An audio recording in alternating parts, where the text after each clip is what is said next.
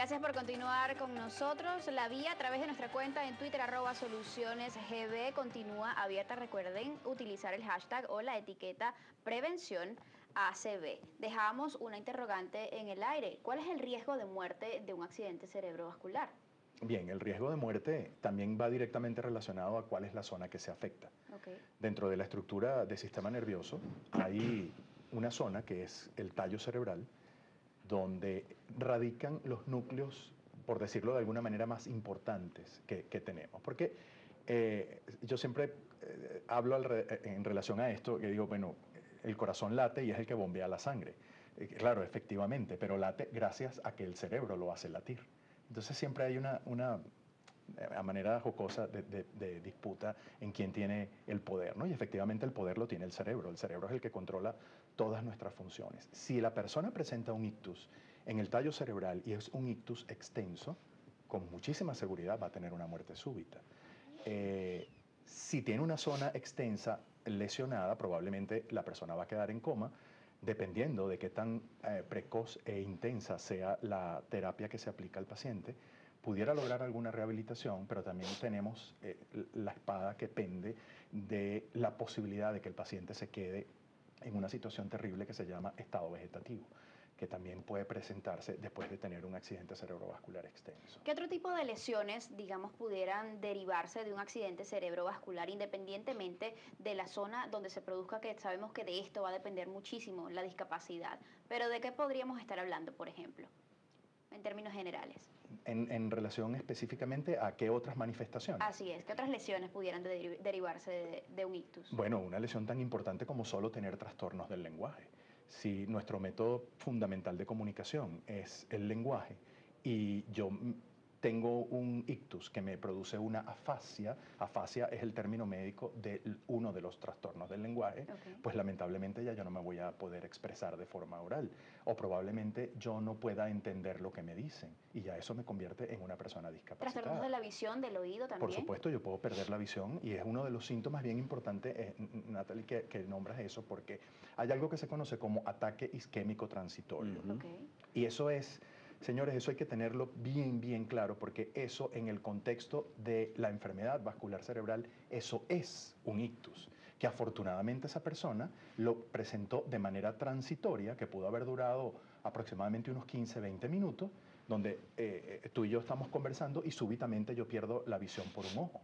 Y eso me dura más o menos 15 minutos. Tenga la certeza, señor o señora, eso es un accidente cerebrovascular. Eso es una urgencia, aunque los síntomas hayan desaparecido. Y donde primero tiene que ir a evaluarse es, obviamente, a un cardiólogo, porque con el método de evaluación de cardiología es donde esta persona va a ser sometida a una cantidad de despistaje para poder determinar cuáles son sus factores de riesgo y evidentemente la consulta neurológica. Vamos a aprovechar además este momento de conocer, a través de este trabajo que preparó nuestro equipo de producción, cuáles serían los síntomas más frecuentes de alarma que le pudieran a usted estar indicando que está ante la presencia de un accidente cerebrovascular, o también conocido como ictus. Vamos a verlo.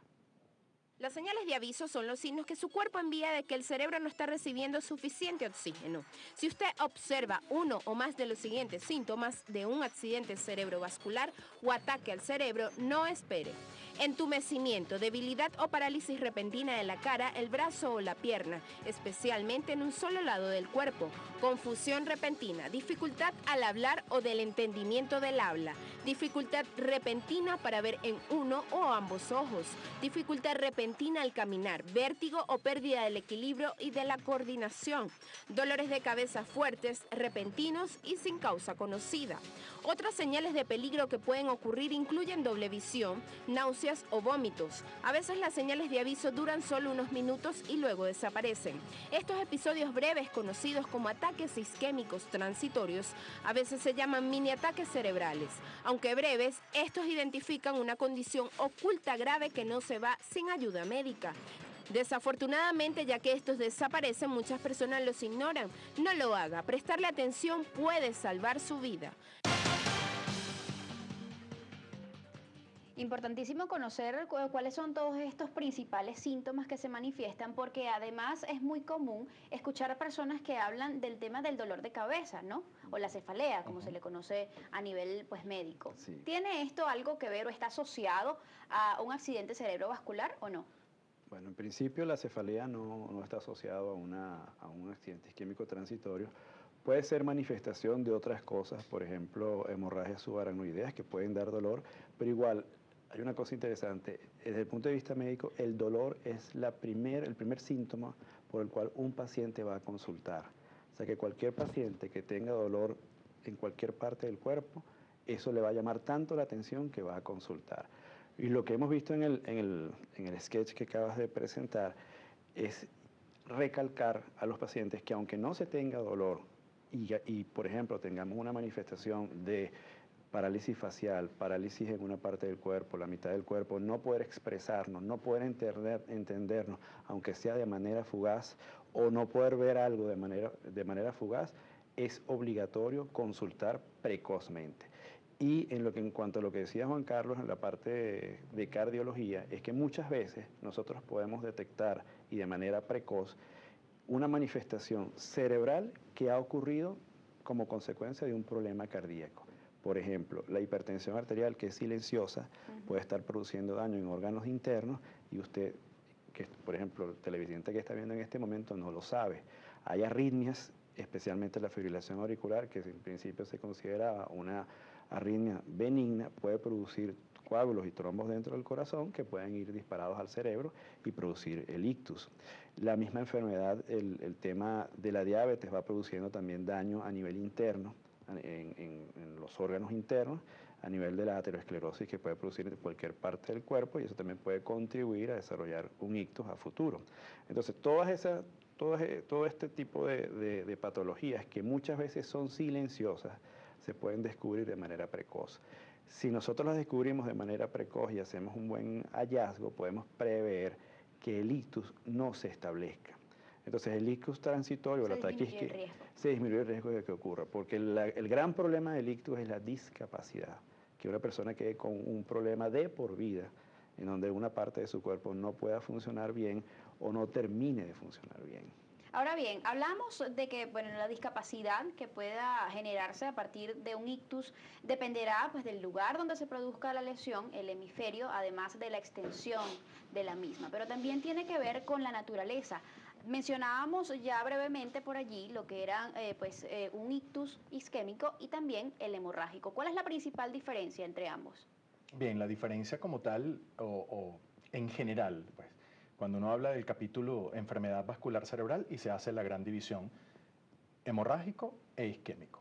Del 100% de los ictus, el 80% van a ser isquémicos y aproximadamente el 20% van a ser hemorrágicos, con lo cual pues es mucho más frecuente el ictus isquémico. Y la diferencia fundamental radica en que el ictus isquémico es esas tuberías o esas arterias que mencioné previamente se tapan, ya sea por una arritmia, como bien lo dice el doctor Linares, por un evento trombótico y la arteria se tapa, de esa zona en adelante, ese tejido se queda sin circulación y se produce el infarto. Eso es el ictus isquémico. Y el ictus hemorrágico es esa misma arteria, por un cambio súbito de presión arterial, se hace un pico de hipertensión, las arterias, exactamente, Natalie, como ocurre en una avenida que súbitamente se rompe una tubería, exactamente igual. Una hemorragia cerebral. Es una hemorragia cerebral. Pues la sangre se derrama, se dispersa dentro del parénquima cerebral. Hablamos también de malformaciones que pudieran causar un ACV hemorrágico. Sí, por supuesto, las malformaciones, como bien lo dice su nombre, son unas arterias que se malformaron en el momento de la embriogénesis, que es cuando uno se está conformando como ser humano. Y en ese momento, pues las arterias no se forman adecuadamente, tienen un defecto en su estructura anatómica y esas malformaciones, que generalmente se conocen como malformaciones arteriovenosas, pues se rompen y producen una hemorragia. Hay participación a través de nuestra cuenta en Twitter, @solucionesgb. Rápidamente vamos a leer algunos de estos comentarios y pediríamos pues respuestas breves para cada uno de ellos. Roberto Bonielo dice, por ejemplo, si luego de 8 meses de un ACV sigue una persona sin poder mover el brazo izquierdo que se le paralizó, ¿hay posibilidades?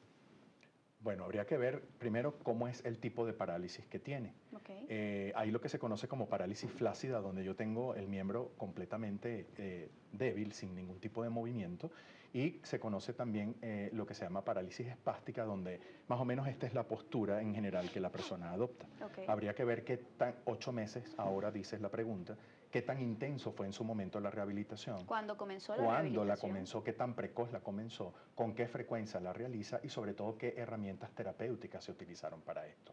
Hoy en día existen técnicas que se pueden utilizar para tratar de facilitar la movilización o para tratar de ayudar a la movilización. También Laura Carruido dice, mi padre es hipertenso, arteriosclerosis, tiene tratamiento para la hipertensión. ¿Qué tan grave, Dios mío, la lengua hoy está terrible? La arteriosclerosis puede ser en tanto a este sentido, la prevención de la ACV. Bueno, la arteriosclerosis es la enfermedad de las arterias donde se acumula grasa, vamos a decirlo en estos términos, y esa grasa puede obstruir parcialmente o totalmente las arterias, no solamente del corazón, sino también no solamente las del cerebro, perdón, sino las del corazón. Entonces el tema es que uno debe evitar que esto progrese y la manera de preverlo es con la dieta baja en calorías, baja en sal, por ejemplo, utilizar medicamentos que puedan contribuir a bajar los niveles de colesterol. Hay unas metas para el colesterol malo, lo que se conoce como el colesterol malo, y esos son medicamentos que son prescritos por el médico según los niveles que se encuentran en cada uno de los laboratorios. ¿Okay? Hablamos además, Gustavo, de que pues, la hipertensión sería uno de los principales factores de riesgos para el ACV, factores de riesgo como tal. Pero ¿cómo influye también la edad y el sexo de la persona? Sí, a medida que se va avanzando en edad, hay una cosa que se llama prevalencia, aumenta la prevalencia de la enfermedad. Yo, de una manera práctica, para que los pacientes puedan entender, cuando uno tiene 20 años de edad, ninguno de sus amigos es hipertenso. Cuando tienes 40 años de edad, 3 o 4 de tus amigos son hipertensos. Cuando tienes 60 años de edad, más de la mitad de los amigos tuyos son hipertensos. Y si llegas a los 90 años, posiblemente todos sean hipertensos, los que estén todavía vivos. Entonces, eso es una enfermedad que va apareciendo progresivamente y desde el punto de vista estadístico según va avanzando la edad de las personas. Y en cuanto al sexo, es un poco más frecuente en el hombre que en la mujer.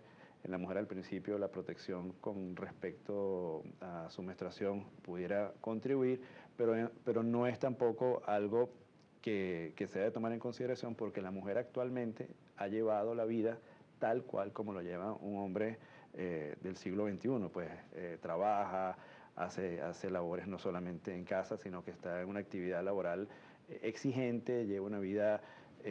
Quizás estamos en igualdad de condiciones. En igualdad de condiciones y eso es perfectamente... ¿Cuándo la diabetes llega a ser también un factor de riesgo importante? Es muy importante, claro. Son ¿Por los dos factores de riesgo más importantes para un ictus son el ser portador de hipertensión y ser diabético. ¿El por qué? Porque la diabetes per se va dañando esa estructura arterial, su capa interna, que es lo que se conoce como endotelio, y eso también predispone ya no a un evento embólico, ya no es un coágulo que viaja y va a ir a tapar una arteria, es un evento trombótico donde la pared interna se va aumentando de tamaño y se ocluye, y eso tiene la misma condición que ser hipertenso o portador de cualquier otro trastorno. Y para extender un poquito más, no solamente tiene que ocluirse progresivamente, sino que ocurre que la placa se fractura por distintos mecanismos que aún hoy en día no se conocen exactamente cuáles son, y allí se produce un coagulito, un trombo, que no ha venido de ninguna parte. Sencillamente, al tener esa parte de grasa, la superficie es un poco débil y puede fracturarse y se produce un coágulo, tal cual como cuando uno se corta. Se produce el coágulo, solo que en este caso el coágulo tapa la arteria y no permite el paso de sangre. No, yo quería hacer un comentario adicional, ya que el doctor Linares menciona la incidencia o la epidemiología con respecto a edad y sexo para la hipertensión o para los factores de riesgo, pero esto no es diferente para la enfermedad vascular cerebral. crecemos o entendemos que la enfermedad vascular cerebral es de las personas mayores, de la tercera edad y más allá, y hoy en día no es así. Así es, y justamente de eso vamos a hablar más adelante, porque existen factores que también inciden en que una persona sea más propensa o no a padecer de un ictus, y en esto entra en juego, pues, muy importante los hábitos que tenga la persona, el tabaquismo, el alcoholismo, el consumo de drogas, y quizás por eso también vienen en aumento los casos de ACV en jóvenes. De eso vamos a estar hablando más adelante, además cuando comencemos a ahondar en torno a lo que gira a la prevención, cómo hacernos o prevenir un accidente cerebrovascular. Vamos antes a ver este material que preparó nuestro equipo de producción. Con él hacemos una pausa y ya venimos. Conozca su presión arterial. Hágasela revisar por lo menos una vez por año. Si es elevada, siga los consejos del médico para mantenerla bajo control. Averigüe si sufre de un tipo de trastornos del ritmo cardíaco denominado fibrilación auricular. Si fuma, deje de hacerlo. Fumar o ingerir más de 2 copas de vino por día pueden aumentar la presión arterial. Si bebe alcohol, hágalo con moderación. Averigüe si tiene elevado el colesterol.